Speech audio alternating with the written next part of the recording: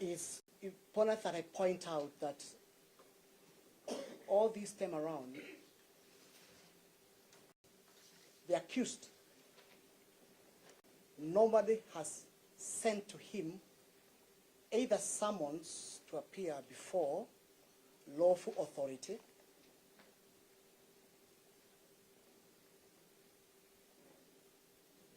neither was there any warrants issued against him.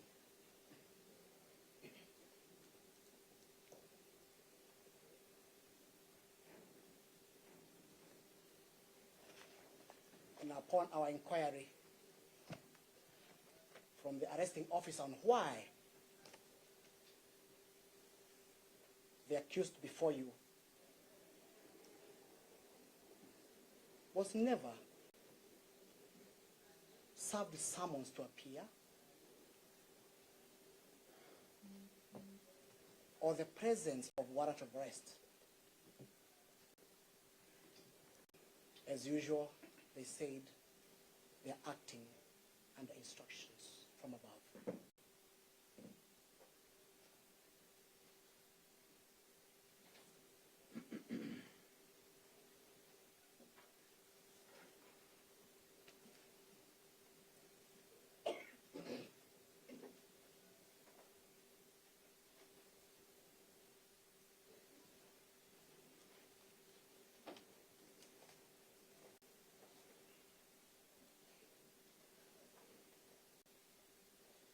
Your Honor, I advise my client, the Honorable Member of Parliament, to comply now that the officers have identified themselves. And I asked the officer where they are taking him.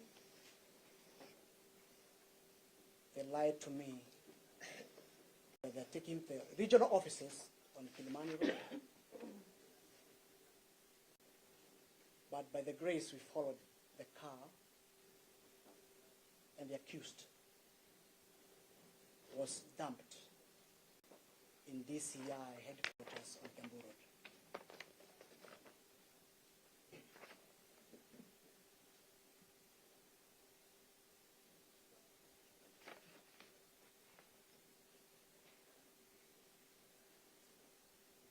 Along the way, Your Honor, I requested Counsel Dewanjiro to accompany me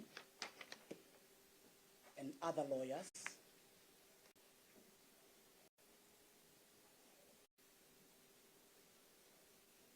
it's only myself and Dego and Jiro were able to get in before instructions were given not to allow any other counsel within the premises of DCI.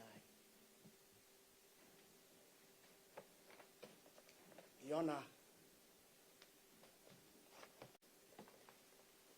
even when the accused was under hands of the DCI, the two counsels were denied access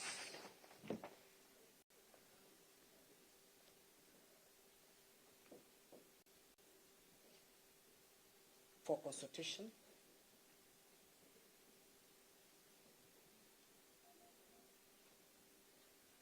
and all the other lawyers were locked out of DCI headquarters.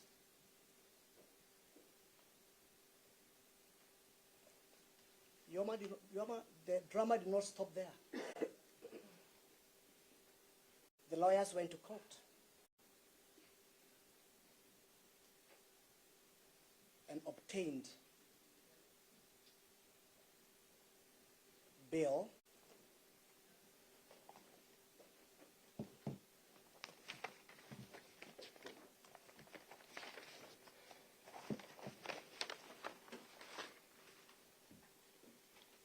case number HCC, miscellaneous application E70-2026.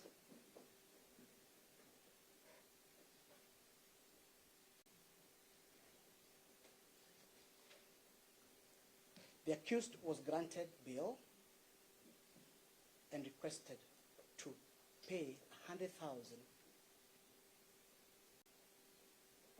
to be deposited in the police cash bill in Kamukunji police station. So they paid the cash bill to Kamukunji police station. Sorry, Where is the cash bill? You're saying the Kamukunji police station. That's where the cash bill was paid. that's where the accused was held because he was taken back, he was removed clandestinely from DCI and taken to Kamukunji.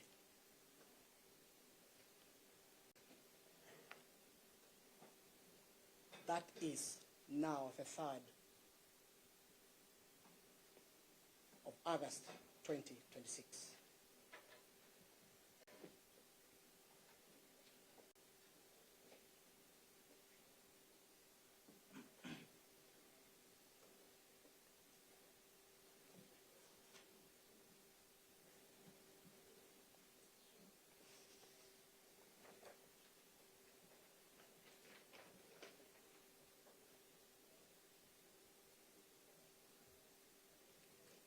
Your Honor, upon prevailing the OCS of Kamukunji police station to release the money and release the accused,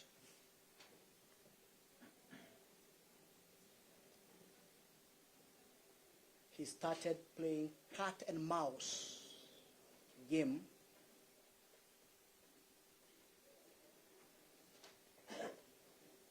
So he was to release the accused and?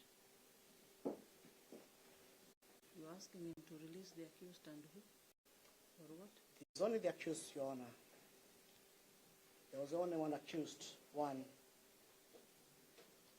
John Philip Kaguchia.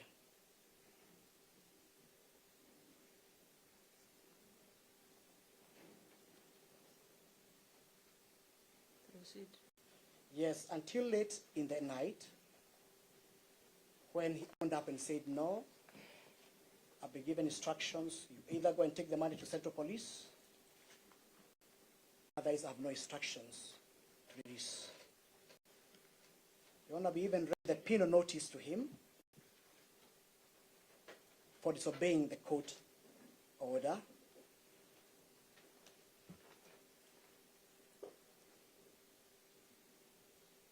And John Kaguchia has found himself before this court with a court order bearing the bail that he was supposed to be released yesterday. But the OCS Kamukunji denied and refused even to take the cash bail.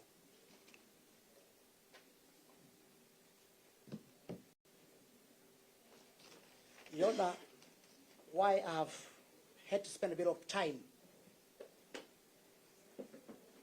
to lay the basis, and I'll give my line of friend over here to highlight the points of the law.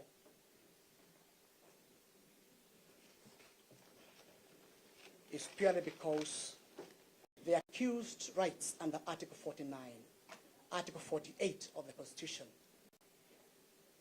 has been trampled upon.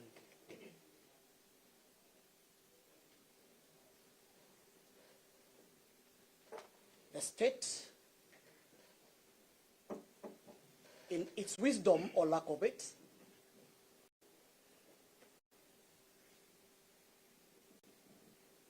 it decided it will share of the law and produce a drama of arresting a member of parliament. Therefore, Your Honor, we find it unjustifiable. The accused is not before you because of crimes committed. He is before you to demonstrate to the world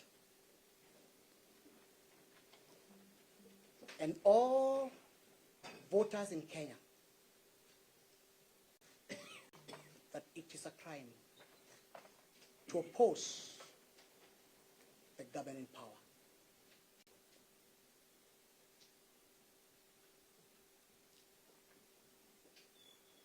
The use of goons to come and arrest the accused and avoiding summoning him before the authorities or obtaining warrants is a transversity of justice against the accused, and therefore, Your Honor, this matter need not find itself before you because whoever comes for equity must come with clean hands. Your Honor, I wish to request my learned friend, Mr. Adhuta, to highlight on a few points of law before I pass on to the 1-0. Thank you, Your Honor.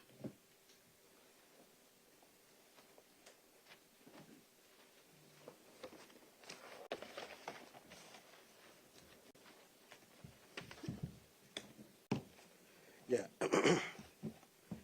My name is Kirago Adhuta, Your Honor, and very briefly.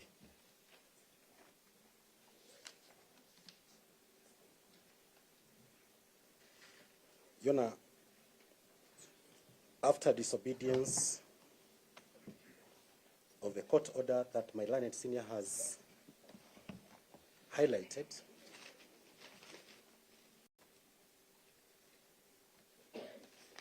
the accused person further went to the High Court in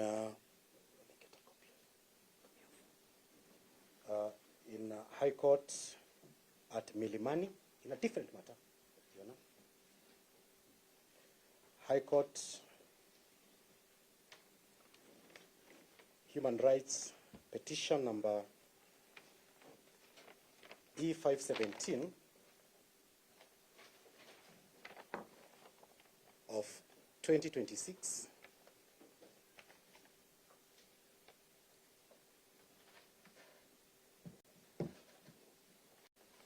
And Your Honor, this morning,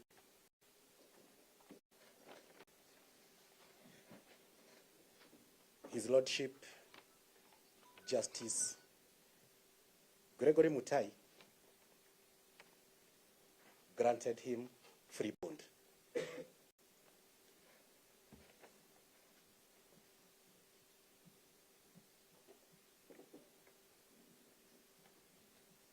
So the cash bail of 100,000 was disobeyed yesterday.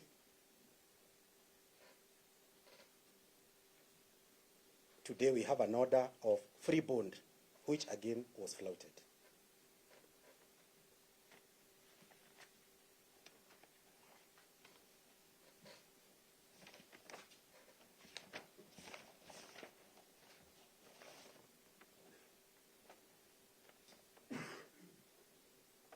Your Honor,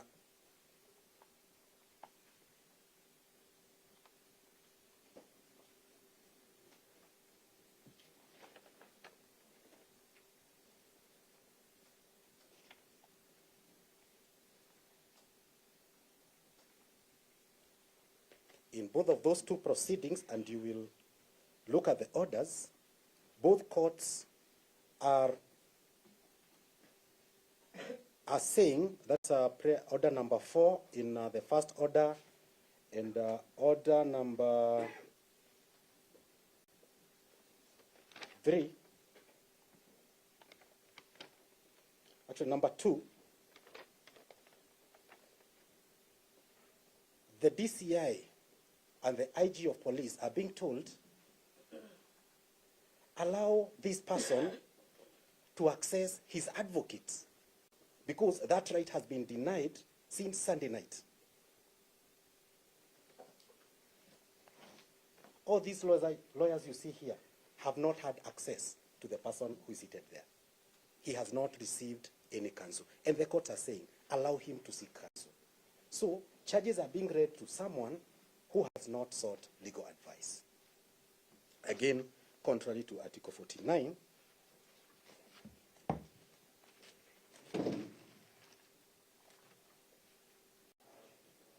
Sub-Article 1, Paragraph A,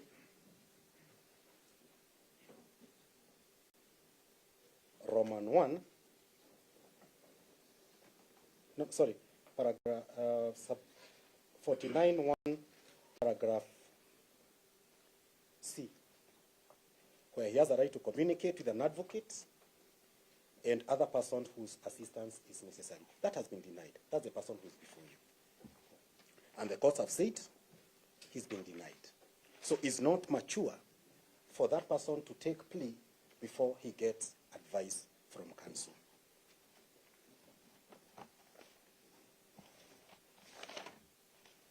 You know, I have had a look at the charge sheet, and in the particulars, it says that on the first day of August 2026, at Narmoro Shopping Center within Kieni East Sub-County in Nyeri County. Now, those things were said to have been done. You know, this is Nairobi County. The territorial jurisdiction of these matters that are stated in this charge sheet are in Nyeri. This is the wrong forum that we are appearing before. So, in terms of territorial jurisdiction, we are in the wrong forum. Offenses should be tried by a court within which the offenses are alleged to have been committed.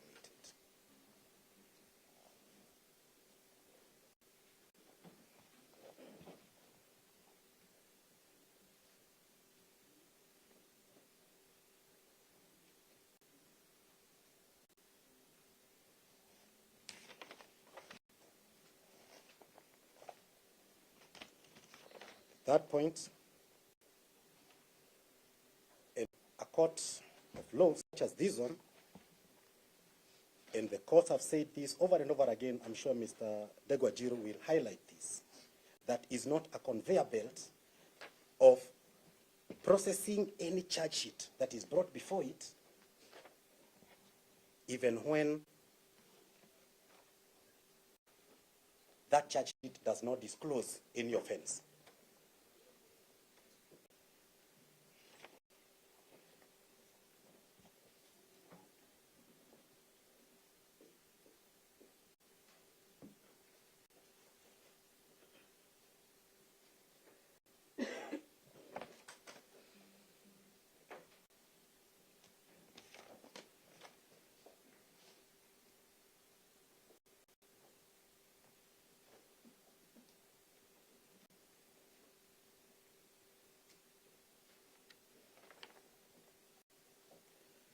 The offense or the section under which this charge sheet is brought is section 94, subsection 1 of the Penal Code, that I do not wish to read it verbatim.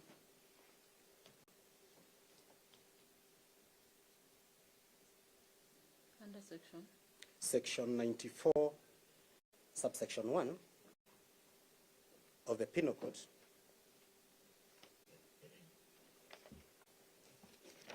And kindly allow me to read a part of it. It's very short. It says that any person who in a public place or at a public gathering uses threatening, abusive or insulting words or behavior with intent to provoke a breach of the peace, or whereby a breach of peace is likely to be occasioned, is guilty of an offense. You know, turning to the charge sheet, it only says that on 1st of August 2026, at Narumoro, the location, knowingly and intentionally used words in Kikuyu language to it, then the words are written there. There is no allegation that these words were made in a public place. or at a public gathering,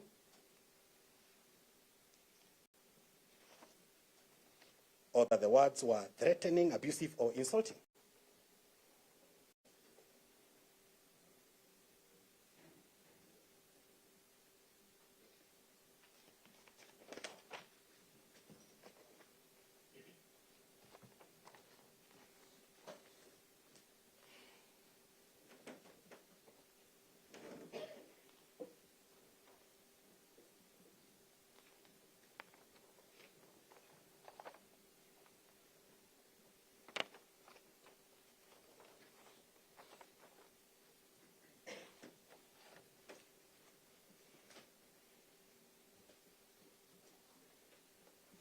And it is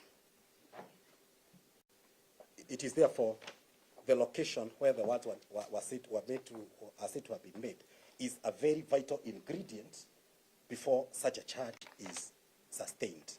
So therefore, the court should not entertain a charge that will not take us anywhere. Let us save judicial time.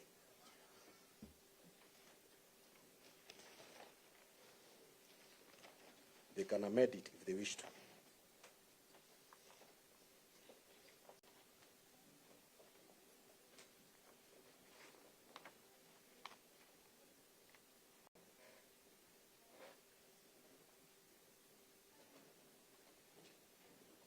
The last point that I want to address, and it is tied to where I started. Your Honor, it is not contested that the accused person has been in custody throughout. He has actually been escorted to where he's seated.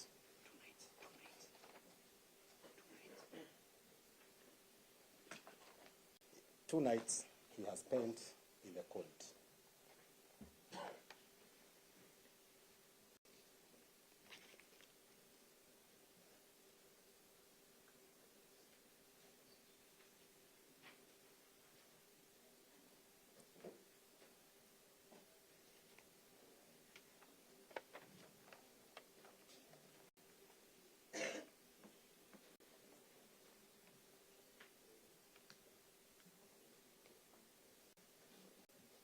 And Your Honor, looking at the section under which this charge is brought, the punishment for the offense under this section is a term not exceeding 6 months or a fine of not exceeding 5,000 shillings.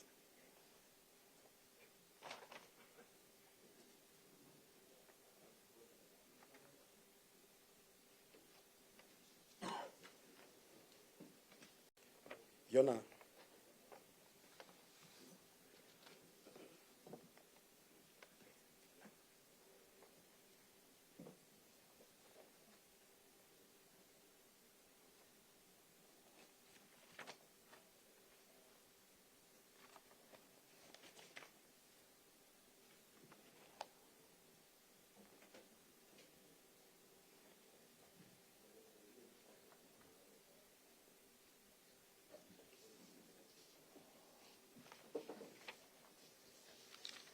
Your Honor, Section 4 of the Penal Code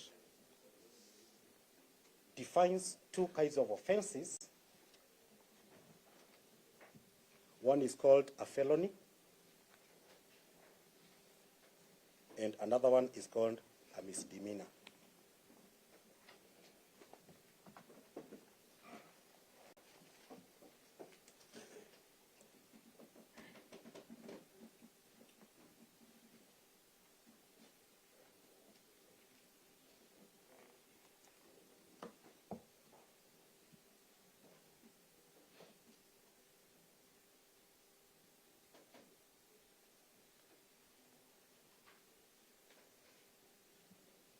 Your Honor, a felony is where the punishment is 3 years and above, and whatever else is not a felony is a misdemeanor, meaning any punishment below 3 years is a misdemeanor. Therefore, the offense under which the accused person is charged falls squarely within the definition of a misdemeanor.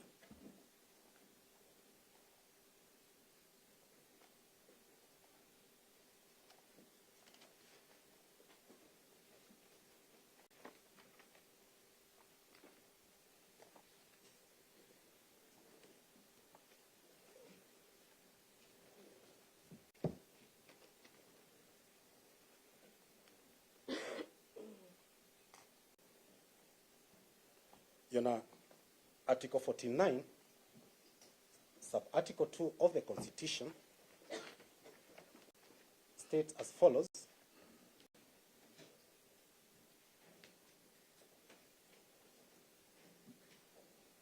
A person shall not be remanded in custody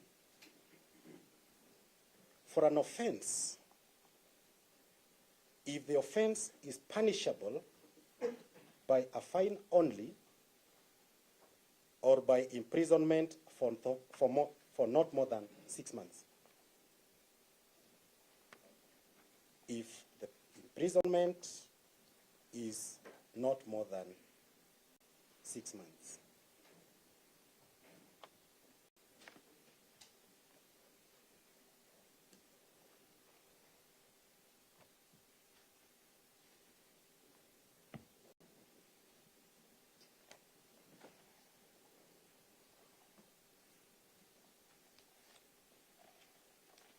This is not a regulation, it is not a statutory provision, it is not a judicial pronouncement, it is the supreme law of the land. It is the Constitution. Article 49, sub-article 2. Today you have a person who is charged with a misdemeanor and who has been in custody for 2 days.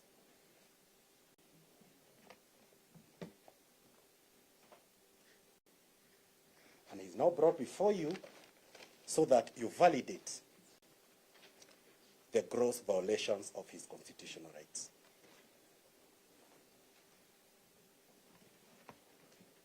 By allowing him to take plea in these proceedings, despite all these violations, lack of contact with counsel, having been detained without accessing anybody, it is the wrong court. Instead of Nyeri, we are here.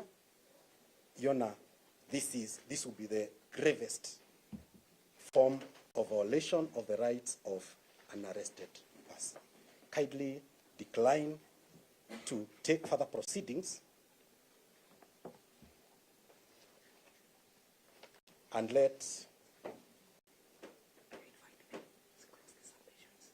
the Honorable Member of Parliament for Mukurwe-ini to continue with his legislative duties.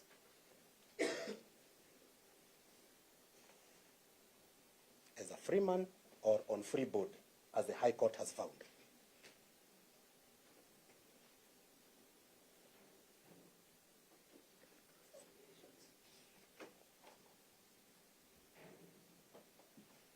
From me, that's all, Mr. Degwanjiru.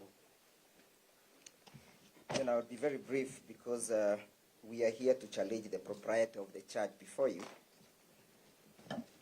And the questions that we are putting is whether or not the charge that is before you is sufficient enough to warrant the accused person to respond to the same. I associate myself with the submissions made there earlier on, but only have this to say, Your Honor, that the premises upon which these proceedings are mounted must be supported by the law. And therefore, at the particular time of commencing the proceedings, this court is not restrained from interrogating the conditions precedent. It has been highlighted before, Your Honor, the transgressions that befell our client before, during, and at the time of the arrest. The court is invited, Your Honor, to interrogate whether there was whether there was compliance with the Constitution, not violation with of the Constitution, but compliance with the Constitution. I am laying emphasis on compliance and distinguishing it from violation because I know my learned friends will go to the Magistrate Act and pull the magical Section 8. But that's what I'm saying. I am inviting the court to look at the application of the Constitution. And that question, Your Honor, of the application of the Constitution has been dealt with by the Supreme Court in the case of Hussein Khalid versus the ODPP, Supreme Court petition number 21 of 2017 at paragraph 23 and 24. Repeat. Supreme Court, Hussein Khalid versus the AG, Supreme Court petition number 21 of 2017. At paragraph 23 and 24 of the judgment, the Supreme Court... I'm recording word by word. Oh, yes, Your So Honor. the way you speak. I beg your pardon. So you say May I take it again? Yes, repeat. Hussein Khalid versus the Attorney General and others of the ODPP, Supreme Court, petition number 21 of 2017. Of our interest is paragraph 23 and 24. In those paragraphs, Your Honor, the Supreme Court distinguished between Paragraph. 23 and 24.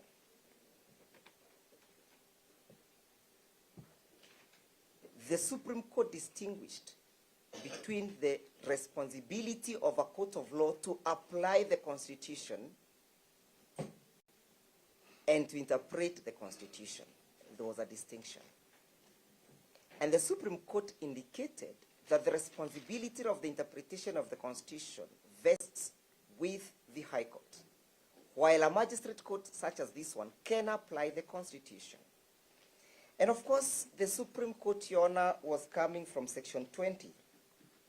Sorry, Article 20, Your Honor, Clause 3, where it provides that in applying the provisions of the Bill of Rights, a court shall. The Constitution does not define the jurisdiction of the court. It merely provides the court shall.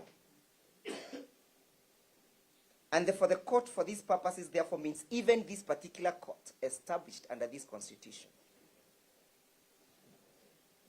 And you are told, Your Honor, when applying the Bill of Rights, and again, the law, the article provides the word applying, not interpreting. In applying the Bill of Rights, a court of law shall develop the law to the extent that it does not give effect to the rights or fundamental freedoms. So when you're applying this provision, Your Honor, even upon the basis upon which this prosecution was mounted, you are invited to apply the law and see whether there was compliance. If therefore there was no compliance with the law and it is so dictated that there must be a compliance, the question therefore would be, if the garbage in, or is it garbage out?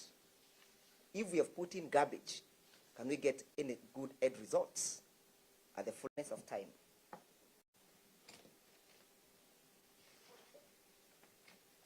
Your Honor, you might want to look at that charge sheet that has been brought before you. You are told that our client ought to take plea for offenses, offensive conduct conducive to the breach of peace.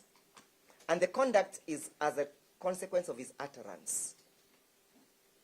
And you're told, Your Honor, that there was an interpreter who has interpreted the language from Kikuyu language to English language.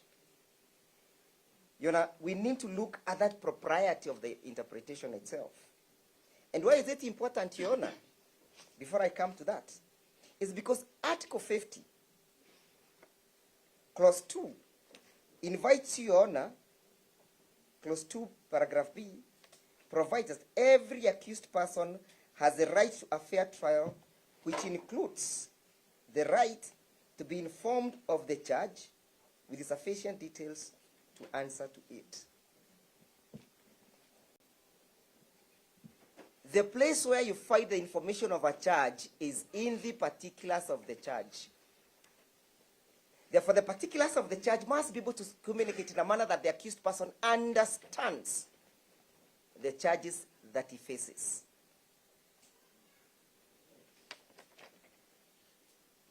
And Your Honor, granted the fact that we have only 2 languages in this country,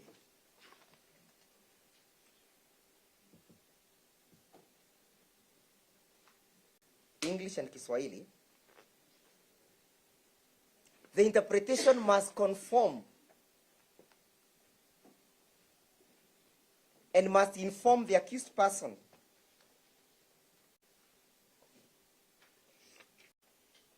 of the particulars and the ingredients of the charge.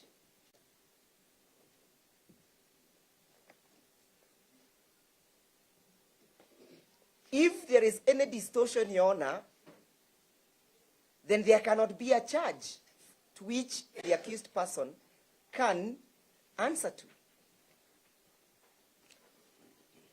And although this is a new field where the court needs to interrogate and explore in its effort to develop the law, when an interpretation such as this one is done and it's not accompanied with a certificate, how shall we know that the interpretation from Kikuyu language, the English language, captioned the actual words that are deemed or perceived to be offensive? I know the ODPP will say that the Criminal Procedure Code does not allow them or action them to accompany a certificate. But again, we are told to develop the law. And the reason why you are told to develop the law, Your Honor, is so that you can implement the strict adherence to the Bill of Rights, such that, Your Honor, if our client was to respond to the charges, it must not amount to a violation of his rights and Article 50. This is one of the unique cases, Your Honor, where such a certificate is required to make sure that the accused person understands the charges facing him. You know, I have the benefit of understanding the language that is deemed to be offensive, the Kikuyu language. I equally have the benefit of understanding the little English from my school. And you can see clearly the difference. For example, the words deemed to be offensive have used the word kasongo twice. If you go to the interpretation, you'll only see the word kasongo once. Where did the other one go? And was it material? Number 2, Your Honor,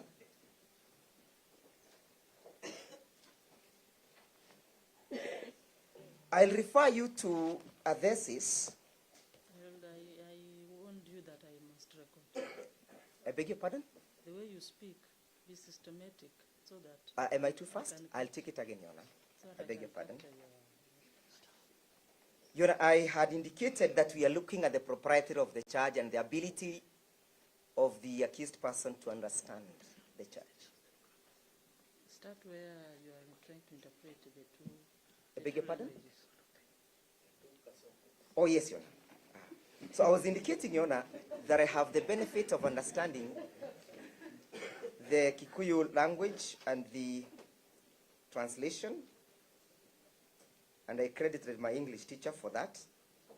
But I said, Your Honor, that if you look at the interpretation, the English interpretation, it has applied the word kasongo once, while the Kikuyu version has applied the word kasongo twice.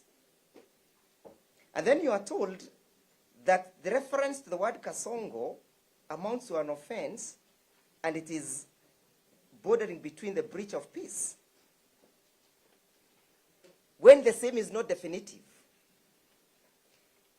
Subsequently to that, Your Honor, just to show you how tricky it is and how careful we need to be in this interpretation, I wanted to refer you to a thesis that was done by Dr. Mwaneki Isaiah Ndungu for his PhD.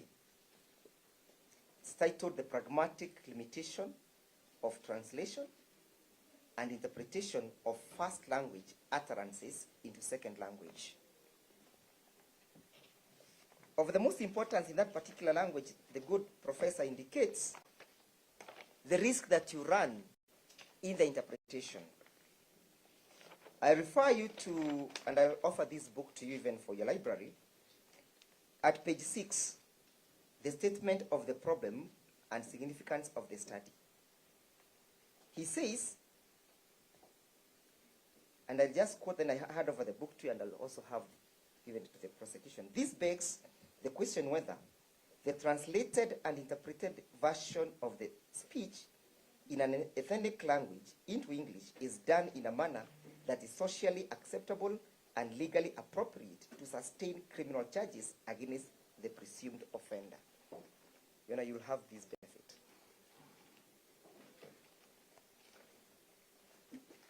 Why that thesis, Your Honor, is important for you to have a reference to is to guard the chances of abuse.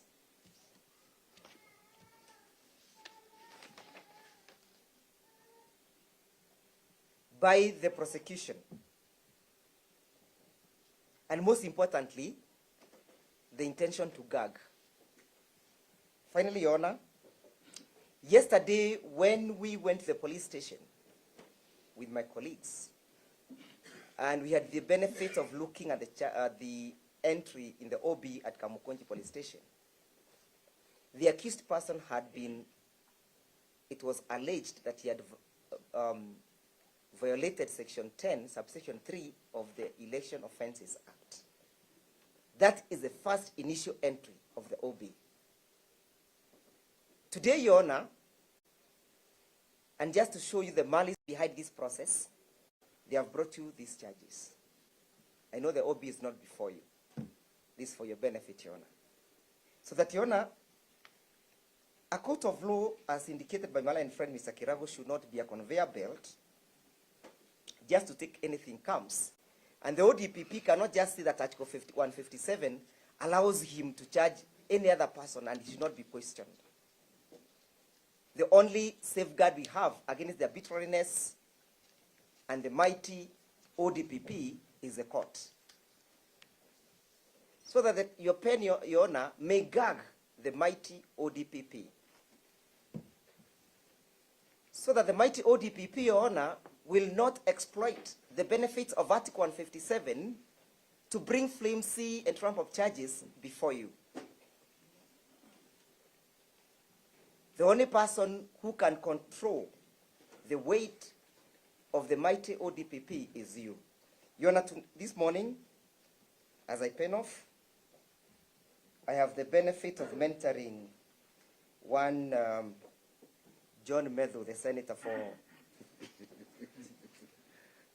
Nyandarua County, who is undertaking his law degree at Nairobi University second year. And I have the benefit of having him before me and promising to be his good people master. Thank you, Honor. Thank you, Honor. With your kind permission,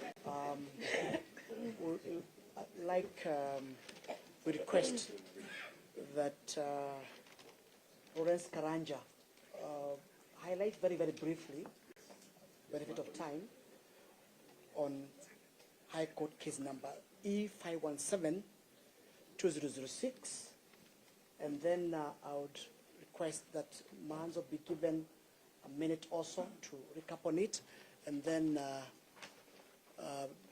Mr. Guringa to close our submission. Thank you, Honor. You know, I have two just very brief points on the charge sheet. I associate myself with my two colleagues, my three colleagues, but there is an element of the charge sheet. Under section 94, there are three keywords. Anyone who threatens, there is a keyword. Section 94 of? The penal code, section 94, the one is charged with. The keywords are anyone who uses threatening, abusive, or insulting language. Therefore, in the charge sheet, What are the keywords? I say three things: threatening, abusing, or insulting. For an accused person to be able to plead, the charge sheet must disclose who was threatened. The charge sheet must disclose who was abused. The charge sheet must disclose who was insulted. Otherwise, the accused person, who is not just a member of parliament, but an advocate, cannot plead to such a charge, which doesn't say whom he threatened. The only person who has been mentioned in the charge sheet, and if it is not said he was threatened, is a Kasongo, who we don't know who it is. So they say there is a Kasongo. He mentioned the word Kasongo. Nobody was, it is not said that he incited anyone. He intimidated anyone, or he threatened anyone. Without such particulars, I would be urging your honor to find that the charge sheet is effective. And as what stated in Article 50, it clearly indicates that the particulars of the charge sheet must be very clear, so that when the accused person is pleading, he knows what offense he is facing, or who are the people whom he abused, threatened, or insulted. Again, on the order which was issued, there is one thing by the High Court, the second order, and that is what we've been referring. The accused person before you actually was admitted to his own personal bond. He's supposed to be out, not in custody. And you will be urging you under that. Under whatever circumstances, the first thing is that order be complied. Let him be released on his own personal bond, as it was directed this morning by Honorable Justice Gregory Mutai. The court orders are court orders and must be complied. And all of us are bound by the orders, especially those issued by High Court. They ought to be complied. Before anything is done, the first thing is that his arraignment and the way he was brought has been done in contempt of court. He is there on the dock through disobeying court orders by the police officers who have brought him to the dock. That's all. Sorry, there's something else I was also informed that even as you go, his phone is still in custody. We'll be asking you that you direct that in Samsung A34. It is looking at the offense which is before this court. It has nothing to do with electronic gadgets.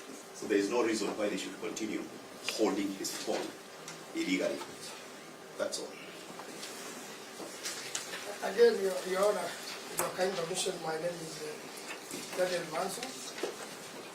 Your Honor, because of denying the accused person an advocate since he was arrested, even the details of the phone are not being gotten correct. We are just taking instruction with bits. It is A33, Samsung A33, not A34. Your Honor, this matter, from the two court orders you have, is already before the High Court. And dates have been given, Your Honor, as to appearances when this matter, Your Honor, should be appearing before the High Court. Your Honor, the dates are given in the court order. When it will next be at the High Court, Your Honor. Your Honor, the accused person, again, is an officer of this court. He is an advocate of the High Court of Kenya. We were confirming that fact this morning, Your Honor, because we didn't have access to him. Confirm that he has renewed his practices certificate. I'm also a member of Parliament, Your Honor, from Mukurwe-ini constituency in Kenya.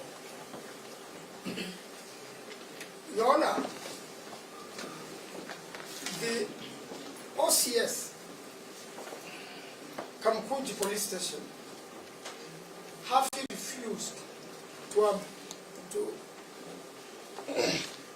to follow or to obey two High Court orders. Your Honor is already in contempt, and we wanted to urge that matter in the two case court cases, Your Honor, which will be combining into one before Justice Mutai, who is in these premises, so that the DPP, the DCI, and the IG, together with that particular officer, can purge that conduct or face the consequences of disobeying the court. Your Honor, the moment the court is disobeyed, the DPP, who has been working in cahoots with the DCI, have no audience of this court. And they have also no audience of the High Court up to the moment they will purge this contempt. Your Honor, we cannot take contempt of court rightly. Under Article 159 of the Constitution, this court and the High Court draws their power from the people of Kenya. And Your Honor, having that power in the Constitution and the people of Kenya cannot be disobeyed by a police officer, cannot be disobeyed by this court, nor can they be disobeyed by the DPP and the DCI. In fact, Your Honor, I went further to send this court order to the IG on WhatsApp, just to make sure that in case there is no communication between him and the OCS Kaguchia, he has the communication, Your Honor. Your Honor, this is a public interest case. He cannot plead that he is not aware. The DCI cannot plead that they are not aware. The OCS cannot plead that they are not aware of the court. In fact, the easiest thing, Your Honor, they would have done was to check at the CT if they doubted us and obeyed the court order, Your Honor. I want to reiterate that, Your Honor, the accused person, the Honorable Kaguchia, is already out on bond. We are pleading with you to transfer this proceedings to Justice Mutai, who is in these premises. We already have a date where the DPP can respond to their contempt. And Your Honor, this is for a very important reason, that we cannot create this precedent that police officers will be disobeying court orders and have their way in court. Your Honor, they must know, when they breach the Constitution, when they refuse to release under the Constitution for a misdemeanor without holding a person, that Your Honor, they have no audience in this court. And therefore I want to leave it to my other two counsels. There's an authority being presented here, and I think the counsel who has gone through it will be the right one to do so. I thank you, Your Honor, and plead with you that today we keep to the Constitution and allow this matter to proceed to the High Court. In fact, we have no matter before you, Your Honor. If I may, Your Honor, just to beef up on what my colleague has said, the binding decision of the Supreme Court in the Atosha Distributors Limited and Kenya Breweries Limited and 6 others. My name is Muge. My apologies. Muge, M-U-G. So, Your Honor, the binding authority is the Atosha Distributors Limited versus Kenya Breweries Limited and 6 others. That is 2023 KESC.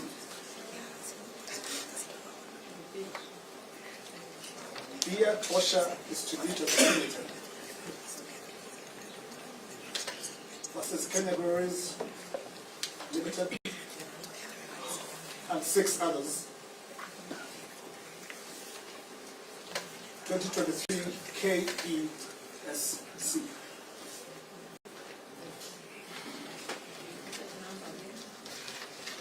(2023) KESC. C.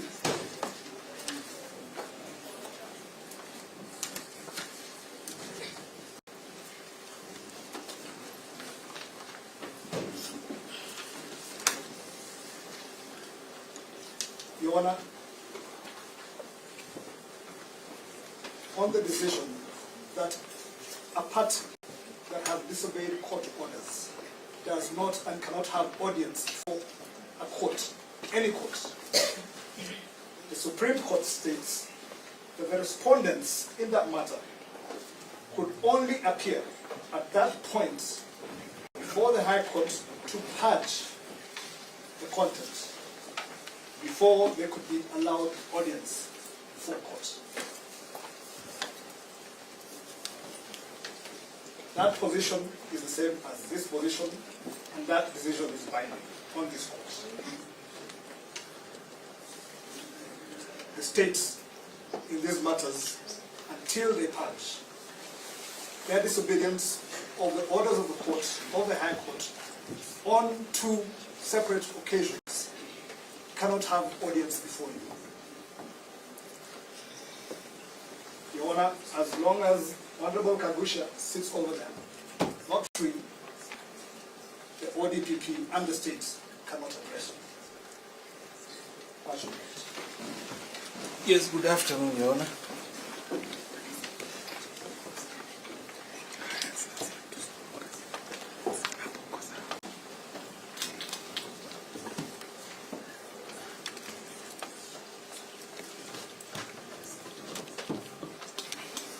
Good afternoon, Your Honor. I think the tension was too much in the courtroom when you walked in that your assistant inadvertently forgot to introduce the court. So maybe, for the benefit of us who are taking records, we would appreciate if we could get the Honorable's kind name. Sorry.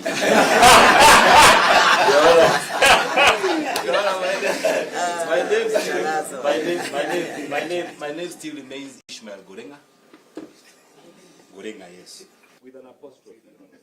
Allowing to mean different things. So, Your Honor, I wish now to proceed. I have yet not recorded the court's name for the essay of Honorable Nyangina. Yes. Nyangena. Yes. Praise Your Honor. Your Honor, I wish to start setting up our submissions by stating that it is an established principle in law that a dishonest party cannot qualify from a favorable legal relief. A dishonest party, as the IO, as the ODPP in this case have been, and by extension, the National Police Service, cannot benefit or qualify from any favorable legal relief. And this is premised on two grounds about a court order. Your Honor, there are two established norms about how a court order is dealt with, and one of them is obey first principle. When you are served with a court order, the first thing you do is obey. The second one, Your Honor, is challenge lawfully through a review or an appeal. Challenge lawfully through a review or an appeal. As we stand before you, Your Honor, the parties who expect to take a swipe at us after we are done with submissions, that's the ODPP, has not complied with those two principles. They have not responded to the petition. Their clients have not complied with the court orders. And I wish to draw this court's attention to an old precedent. It's a High Court of Kenya, Nairobi. High Court of Kenya, Nairobi, miscellaneous civil case number 1445. High Court of Kenya, Nairobi, miscellaneous civil case number 1445 of the year 2003. Miscellaneous civil case number 1445 of the year 2003. And in this case, Your Honor, the circumstances were similar. It involved Yes, Your Honor, it's a miscellaneous civil case number 1445 of 2003. Civil, miscellaneous civil. It involved the OCPD railways. I beg your pardon?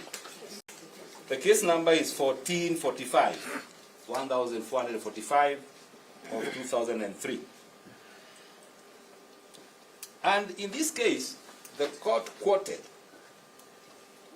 a Court of Appeal case number 278, Court of Appeal case number 278 of 1998, Civil Appeal number 278 of 1998. Yes. So the miscellaneous case,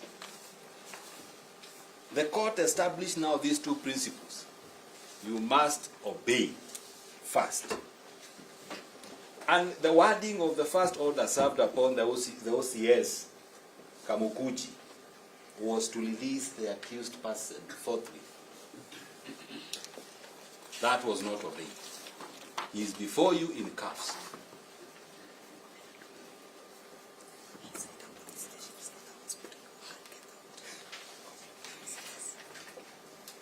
Your Honor, that now takes us to that established Court of Appeal case.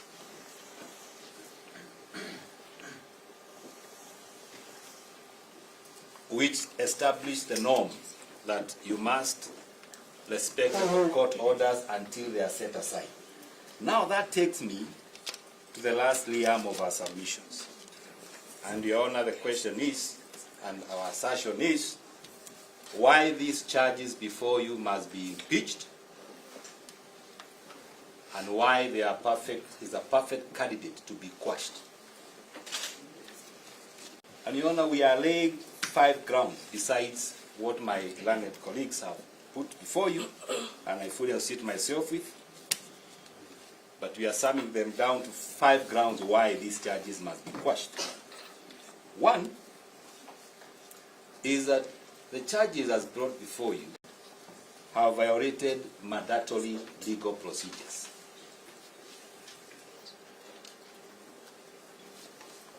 E.g., the reasons for detention and right to counsel. Your Honor, I will not belabor this, but this ground alone makes these charges fatal. The mistake is fatal. Number 2,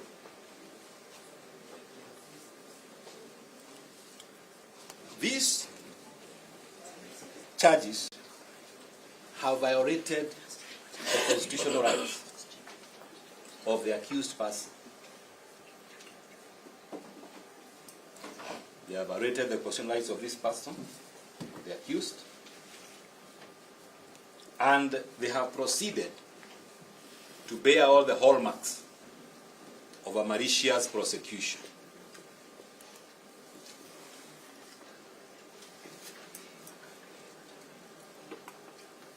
Number 3, if the court is with me,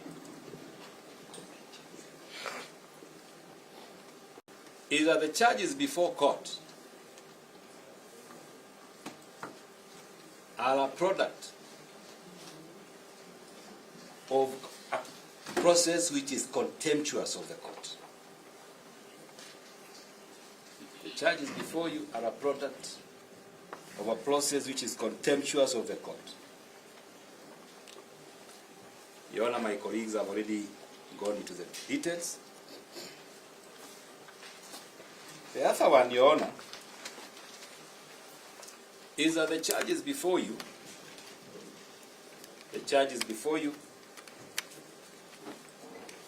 bear what we can call unquantifiable standard of proof. The charges before you bear what you can call an unquantifiable standard of proof. And just maybe to make the court understand what we are trying to say on this, my learned friend, Mr. Degwajiro, has led out to court or had directed the court to draw its attention to the particulars of the offense. And what the court will appreciate, Your Honor, is that the language which the accused person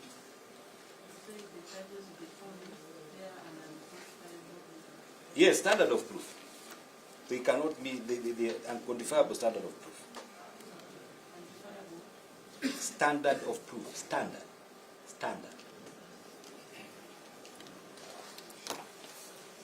They cannot meet not meet the threshold of the criminal required standard of proof, which is on a beyond reasonable doubt.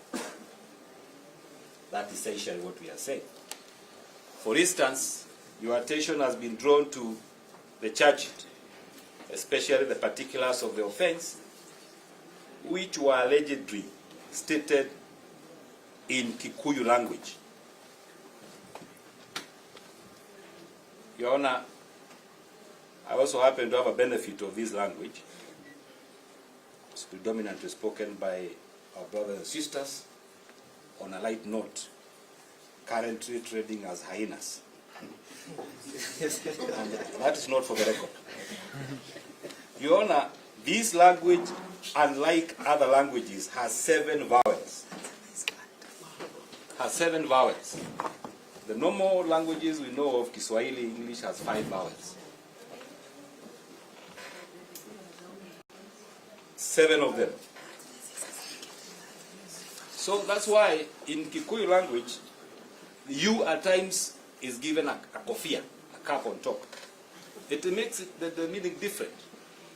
And that's why, Your Honor, I'm always emphasizing to my brothers and sisters in the bench to quote my name light with an apostrophe. Because my name without an apostrophe means different things. So, Your Honor, you'll appreciate that in that language what I'm told,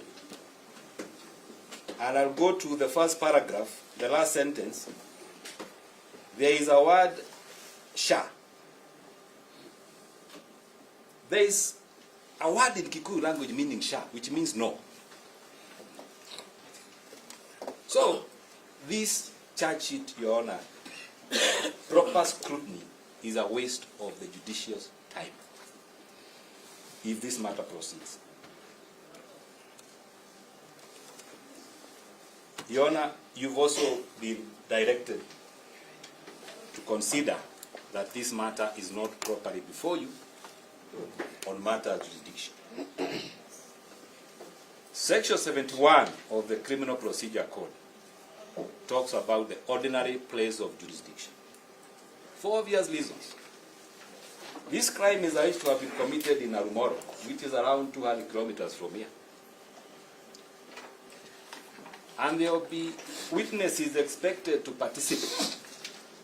Of course, the audience has alleged, which consumed these words.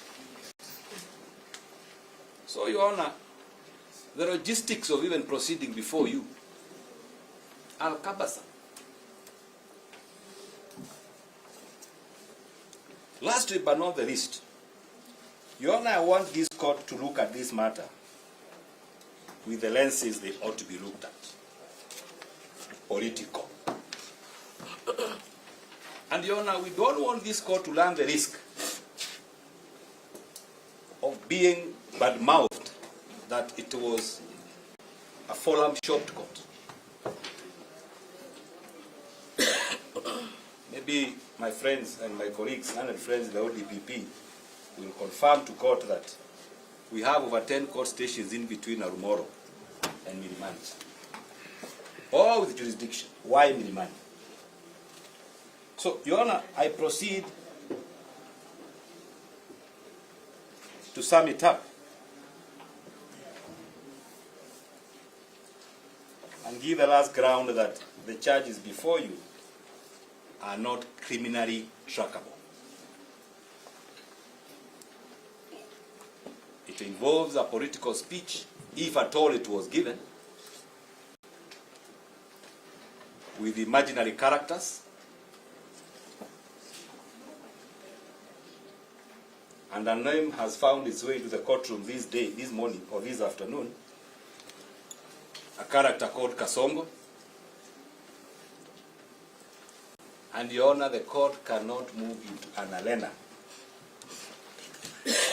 which is not criminally, or which the court cannot consume the contents. And lastly, the date of the arrest as indicated in the charge sheet. Your Honor, the charge sheet before you. I wish to draw the court's attention to the charge sheet.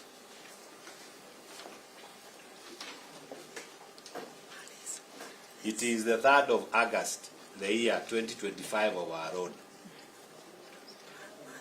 And this is in harmony with something we call the Murphy's Law. What is meant to go wrong will go wrong. All those 50 men in 50 Subarus and my good friends the ODPP could not get sight of that. So the church before you are on, even on those grounds alone. Even the last ground alone cannot stand. So, Your Honor, I beg to rest the submission there. Thank you for your patience and answer. Thank you, Your Honor. I am pressured to allow other counsels to say something, but I think, including Sasha Omai here, but I think for the benefit of time, I think you've been very, very generous with the time. Your Honor, in conclusion, the accused is requesting you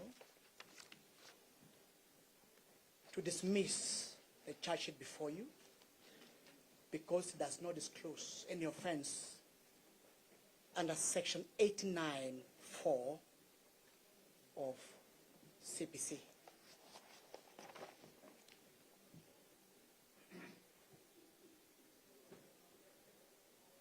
And you have, what you have here, Your Honor, you do not have a legitimate charge sheet.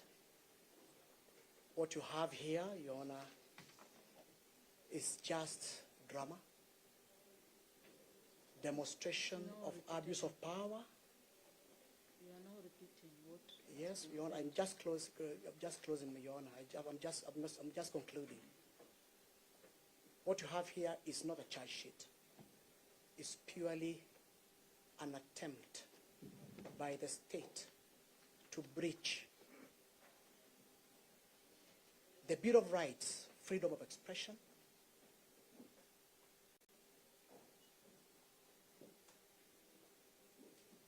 it is purely meant to manage politics in this country by stifling opposition.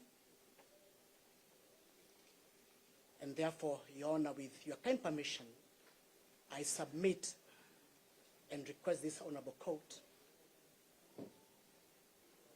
to dismiss the charge sheet. And as the High Court pronounced in High Court number E517 of 2026, we request that you obliged and give the accused person a free bond. Thank you, Your Honor. Thank you for your time.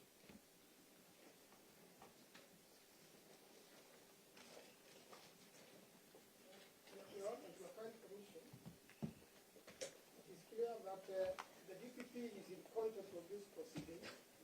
Your Honor, could you give us a ruling whether they will proceed or not? Yes. So that on the basis of that, Your Honor, we have a ground to go to the High Court. They have no audience in this court, Your Honor. Could you please rule whether they have or they don't have?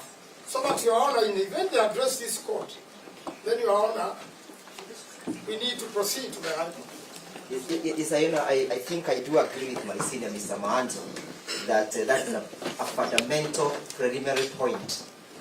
That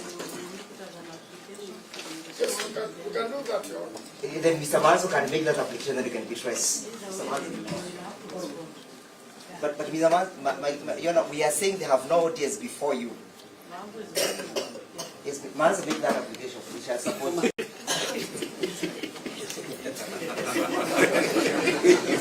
Yes, Your Honor, I would like to make an application before this court, or even raise a preliminary objection, Your Honor. Now, the DPP, the DCI, the OCS Central, sorry, the OCS Kaguchia Police Station, And the IO in this matter, having reached You're saying the ODPP? the ODPP, the DCI, the OCS, Kaguchia Police Station, the IO in this matter, Your Honor, based on the two court orders we have pressed before you, and especially the court order of Justice Mutai, and bearing in mind that, Your Honor, these proceedings are already before the High Court. There is a petition, Your Honor, which is in the two court orders. Yes, Your Honor, let me sum it this way. That based on that, and based on the conduct of court, which they have not obeyed, and continues to run in this court, Your Honor. Up to now, the Honorable Kaguchia has not been released on free bond. Your Honor, to people that they have no audience of this court in accordance with the laws already cited to you, and that, Your Honor, will proceed to the High Court to deal with this matter further there, because that is the court. On the face of it, they committed the conduct. Your Honor, my colleagues, if they have more points on that, they could build on. I thank you, Your Honor. Yes, Your Honor, we are here, Your Honor, on the basis of Article 159, which provides, Your Honor, I'm quoting the law, which provides that, Your Honor, judicial authority is derived from the people and vested in the people, and shall be exercised by the court and tribunals as established by or under this Constitution. You know, equally well, the office of the ODPP is established under Article 157 of the Constitution. Are you taking it? Yes.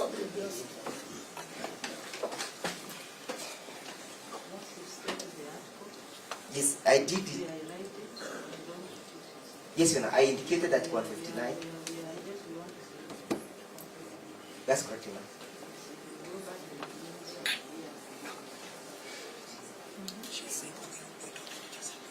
That's correct, Your Honor. I will not repeat myself. You know, allow me to begin by Article 10 of the Constitution that lays the principles and the values of governance, among them the rule of law and the Bill of Rights, the doctrines of equity and social justice, which are applicable in these circumstances.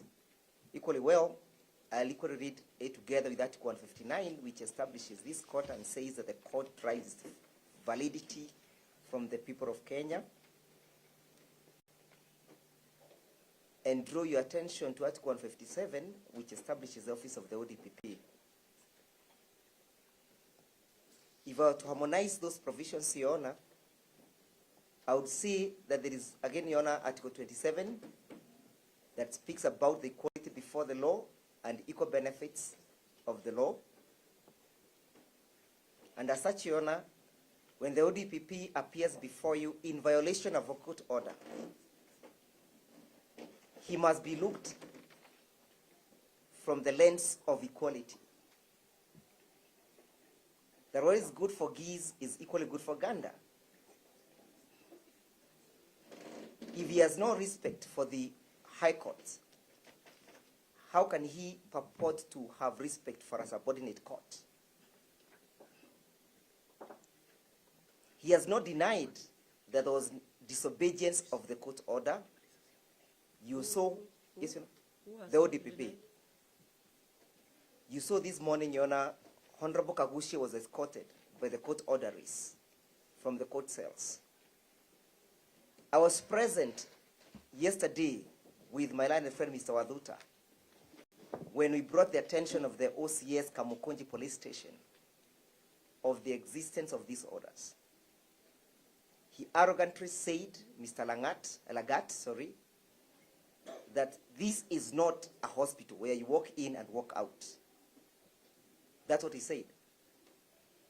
Today, Your Honor, at the police holding cells in the courts precincts, Mr. Wadhuta brought the attention of the orderlies again of the existence of these orders, and they again violated them. Our position, Your Honor, is that they have no audience before you unless they purge that contempt. And the only place and forum for purging that contempt, Your Honor, is in the High Court, not before you. Thank you. That's all.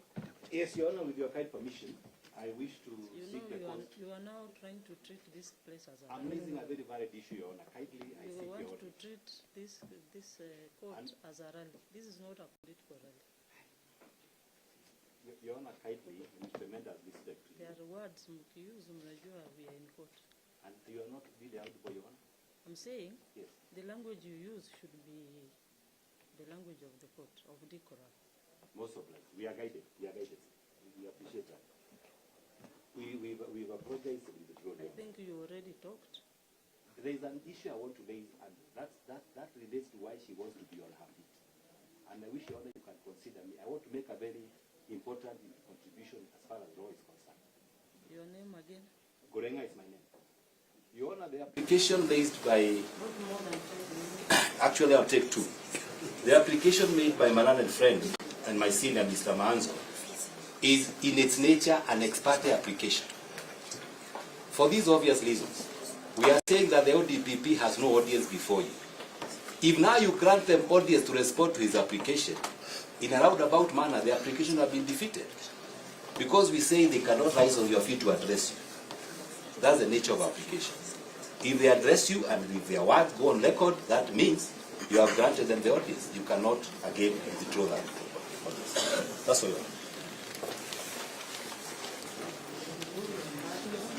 Yeah, Yona, just I don't want to repeat anything. I just want to make the court work easier and also the DPP's work easier. Because of that application and where we find ourselves, Yona, it will be very easy for the office of DPP and also the investigative agencies and the IG just to confirm at these junctures of these proceedings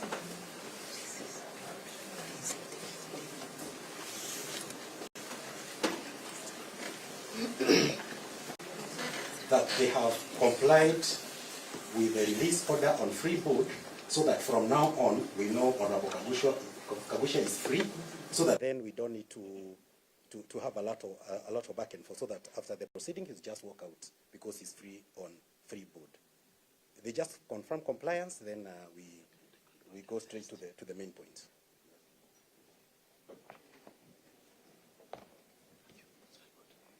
It's my position that the ODPP must have audience. Sorry, I cannot condemn people unheard. Yeah, very well. I'm just asking if they can just confirm that they have complied, then as we don't have a bigger problem.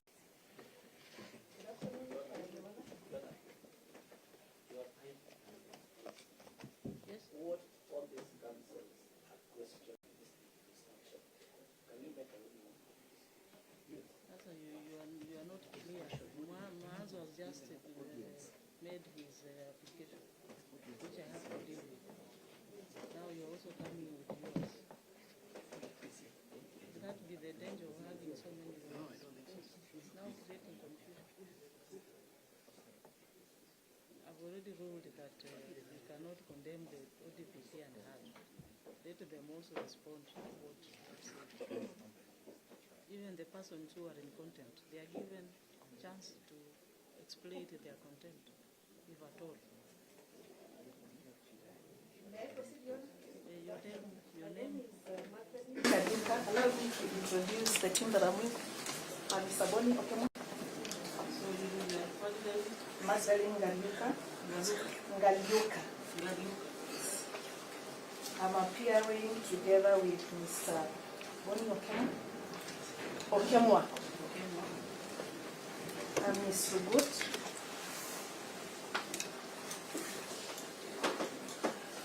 Ms. Oyagi.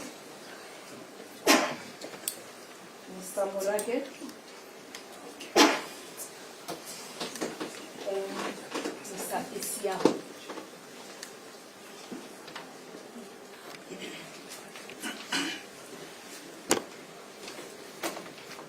We will all make brief responses to what council has said, but just to begin and as an introduction, allow me to start at miscellaneous criminal case number E070 of 2026.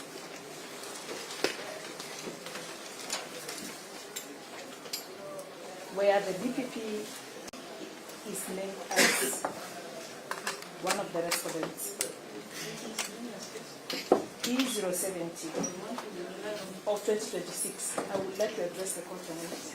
The DPP You know, for your guidance, or just to put the house in perspective, is she responding to the whole submissions or the aspects of the ability to address you?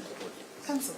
Because for me, I think we need to first of all jump that bridge of the ability to address you before purging the content, so that then we understand to what limit can they address you. Your Honor, Yeah, in the absence of the compliance. I am exactly there. It emanates from these orders that we are now addressing. Am I getting it right, So, that Your Honor, yeah, am I getting right that she's responding to her audience before you? Exclusively, because that's what we propose? Accused free. Accused free.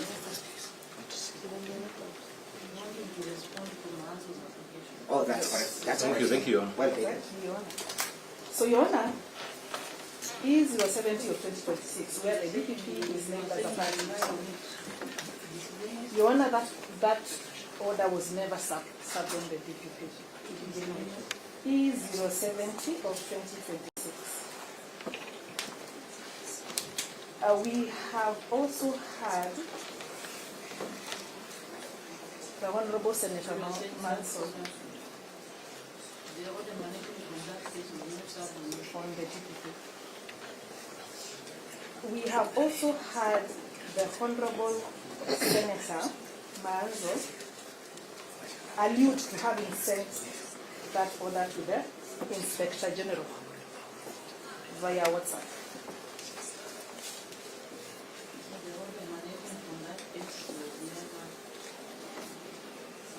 We may not be able to respond on our WhatsApp service on the Inspector General. Your Honor, we are saying it was not served on the DPP, but we have had the Honorable Senator talk about having sent it to the other party, who is the Inspector General of Police.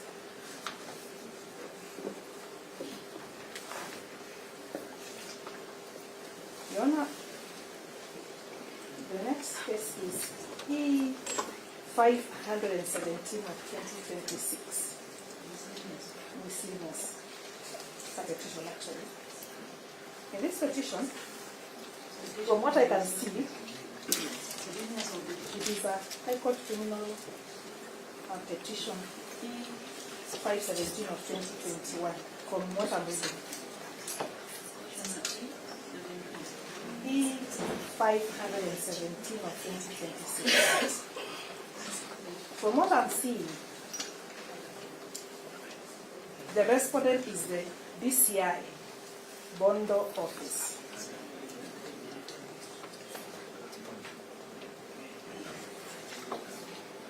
Unfortunately, this time the DPP is not a party. This is the order that is said to have been issued today, 4th August 2026.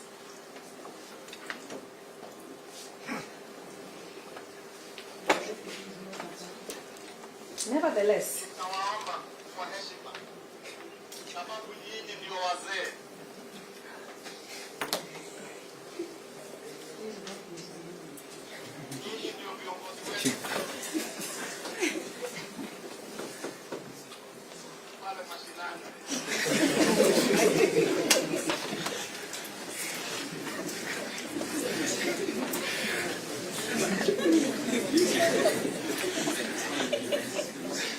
yes, nevertheless, Your Honor,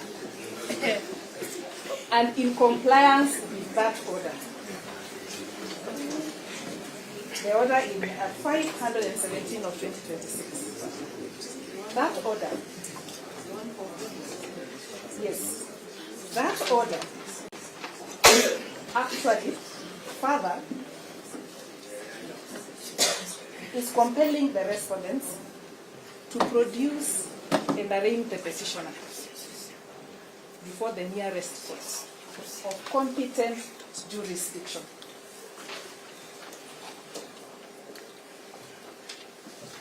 Your Honor,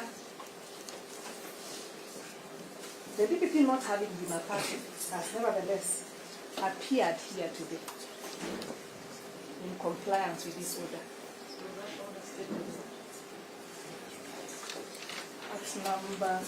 At number 5, the order says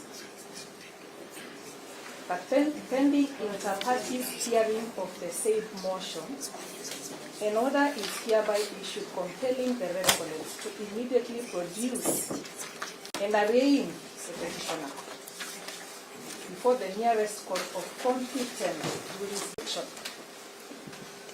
within the time prescribed under Article 49(1)(f) of the Constitution of Kenya.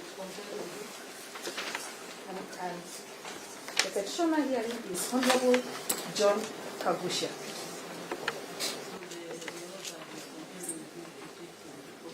The respondents, and again I say in this case, the respondent here is known as the DCI Bondo Office. According to what we have been given for this court today.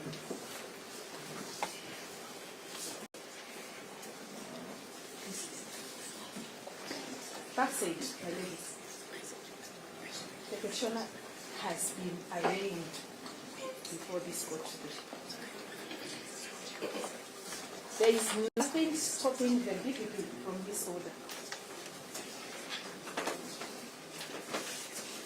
from presenting a plea before this honorable court. And there is nothing stopping this court from proceeding to take plea.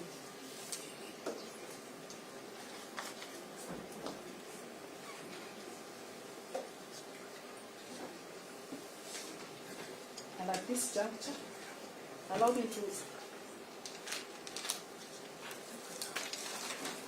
call in my colleague, Mr. Okemwa, to further respond to that application.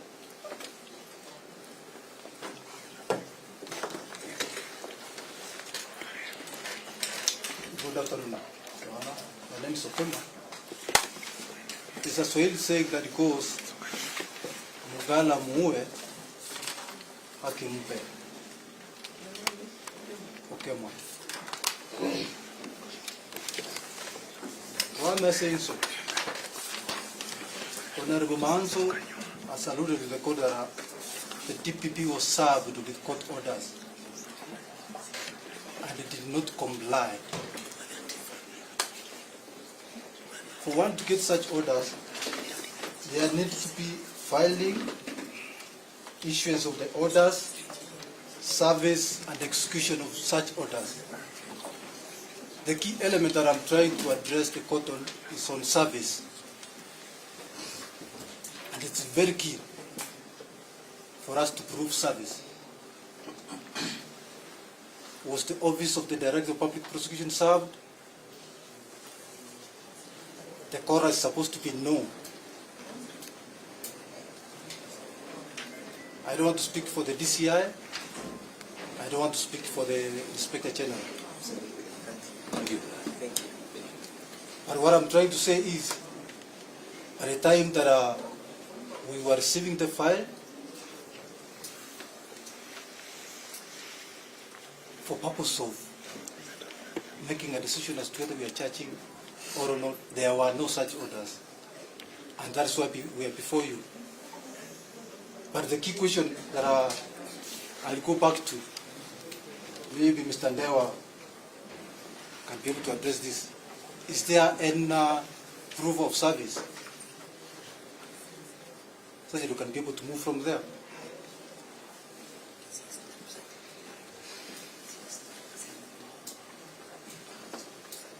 And again, at times it calls for diligence. We'll request the court to look at the CTS, the exact orders that were issued, because they have alluded that the orders were served on the CTS. We are supposed to go back to the CTS and look at the CTS, but nobody has invited us to go to the CTS. We didn't know that they approached a court in Kiambu or at Milimani. The one of Milimani, actually, my colleague has indicated to the court that they got the orders this morning. All these are my colleagues. They are our colleagues. They could have even called one of us in the office and say, we have this order. Are you intending to charge Honorable Kaguchia? Then we will get to know that there is a court orders for us to make a forum. We respected the law. We respected the courts. We respect each other. Nobody should lie to you, Your Honor, that we don't speak to each other. In as much as passions are being pointed towards us. Ultimately, I'll indicate to the court that, or as I close, if there was proper service,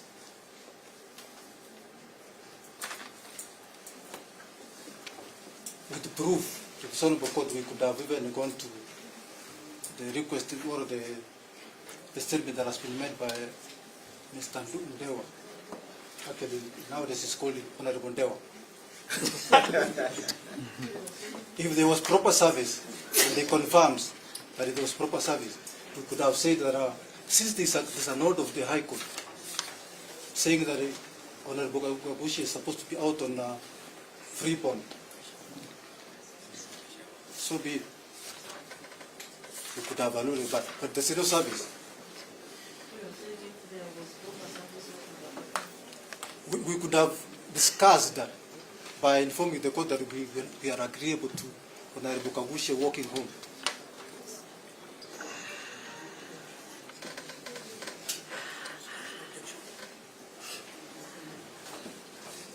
Service leads to execution, and that service must be proper.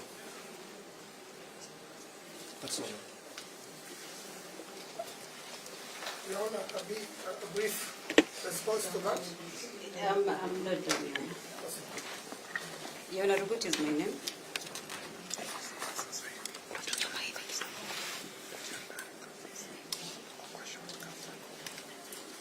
And Your Honor, my submission this afternoon is that the DPP be allowed to be granted audience for the simple reason that the ODPP was not served. Had there been service, then there would be a return of service. I'm not repeating. There should have been a return of service, and there should have been proof that actually service was done. Furthermore, Your Honor,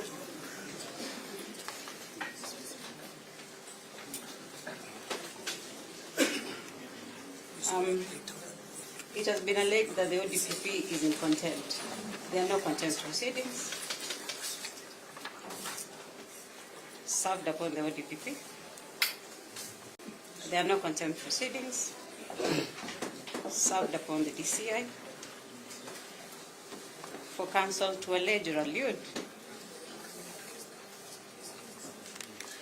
that the ODPP is in contempt. I don't want to repeat what my colleagues have said, and I'll end it there.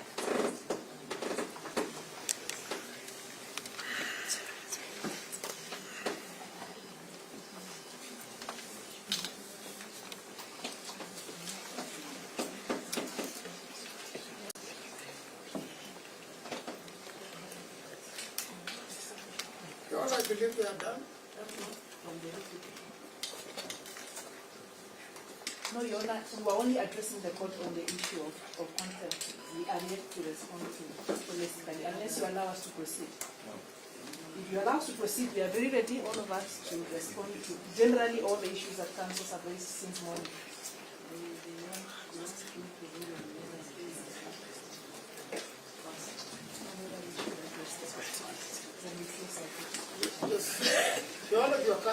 conviction, first and foremost, when I came in this morning and approached the DPP, Madam Galuka was holding the two orders with her, and that was more than 4 hours ago.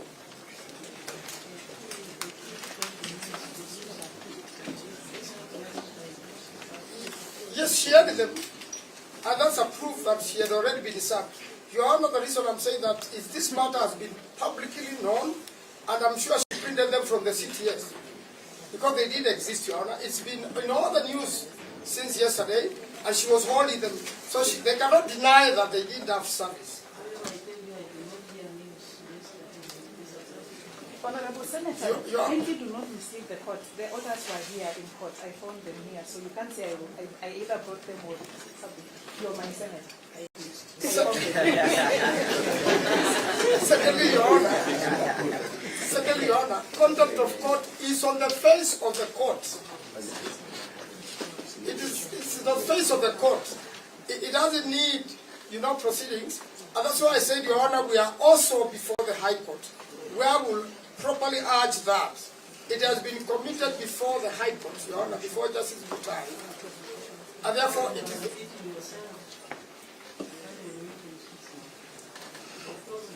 With your kind permission, then, Your Honor, could you give us a ruling on whether they should appear before you or not? Say that the contempt is before the High Court, Your Honor. We requested you if this proceeding to first go there, we establish this because they represent the OCS, and the OCS stamped and received, and if the OCS communicated.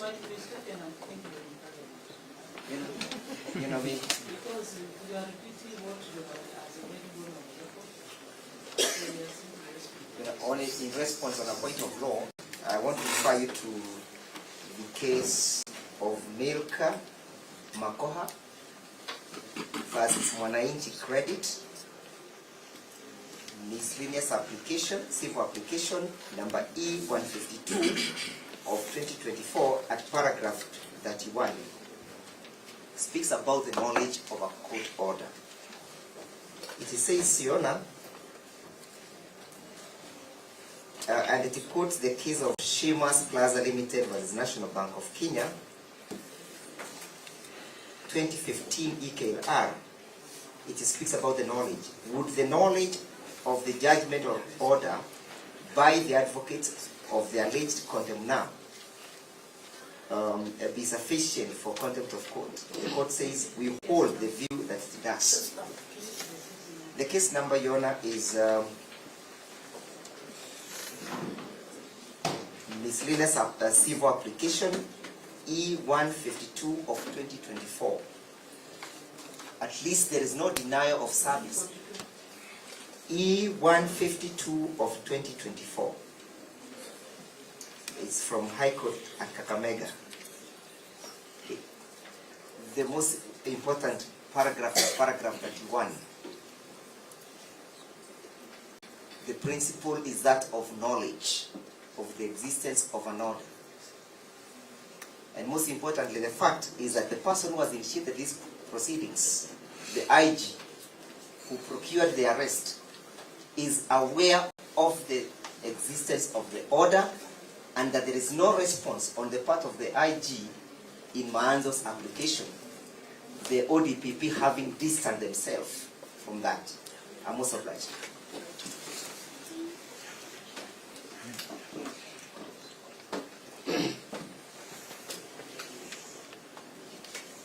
And you know, just to be fair to the IG of police, he is represented by Mr. Kigera. I know he's present before this court, together with other officers who have had interaction with this court order.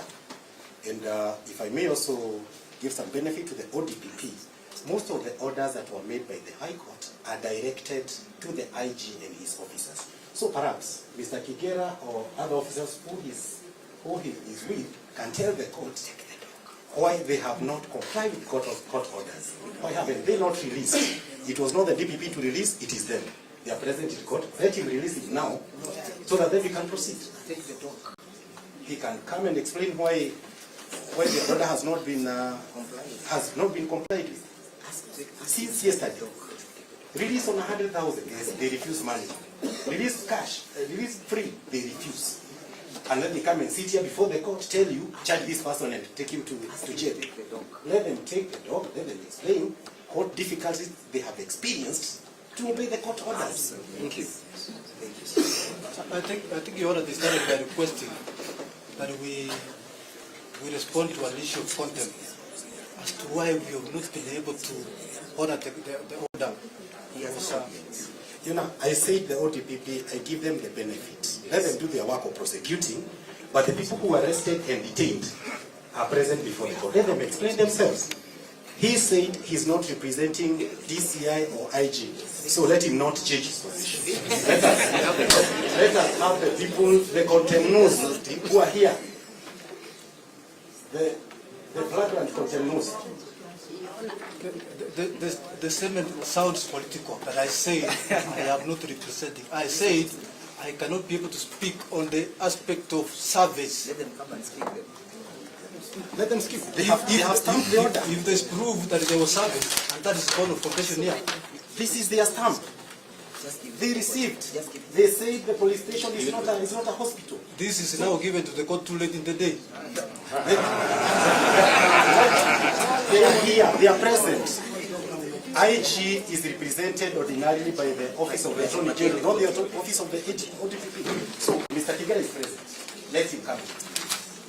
If he says he has complied, we're okay.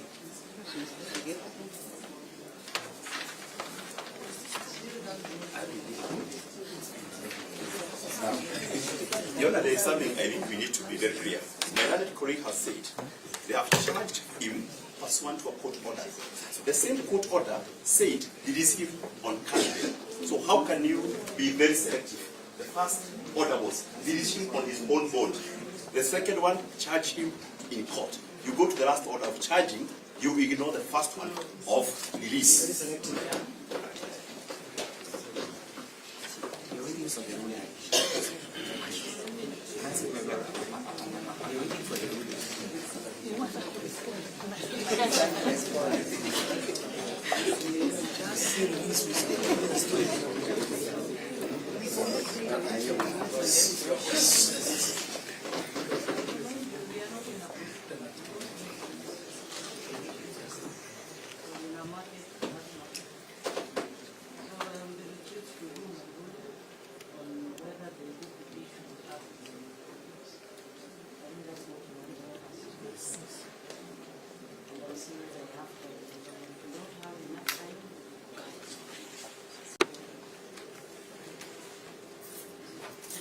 Your Honor, with your kind permission, maybe before you retire to do the ruling, is it possible for you to give directions that the accused person remains free? No, there's an order. There's a note. There's a note. Yes.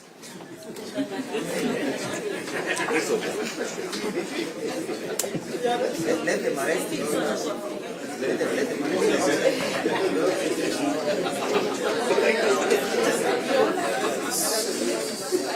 I thought just about this on a time frame or maybe perhaps the time 20. It's 220, right? It's 220 right now.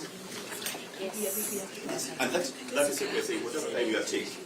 In the meanwhile, we need that clarification. We don't want that being within the DPP can confirm that that order on Abu Kaguchia is free. You have denied us the right to respond to the application. I don't know whether you don't know whether we can argue on that. You have the order with you, and they're telling you it's based on what? He has not even taken the plea. So the court can. Yes. Yes. Thank you. What we are saying is that there is a court order releasing exactly. But in the meanwhile, that's what we are saying. The DPP has the order.